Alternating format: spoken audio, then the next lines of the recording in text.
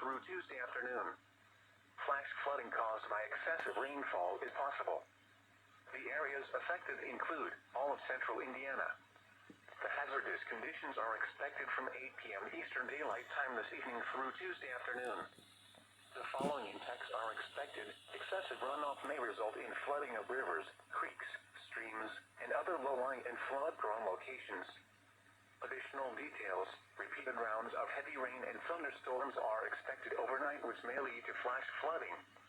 Around 2 inches of rain is expected through Tuesday, with locally higher amounts possible, especially if training thunderstorms occur. http://www.weather.gov/. What the heck is that? Flood. You should monitor later forecasts and be prepared to take action should flash flood warnings be issued. And now we'll look at your forecast for Indianapolis and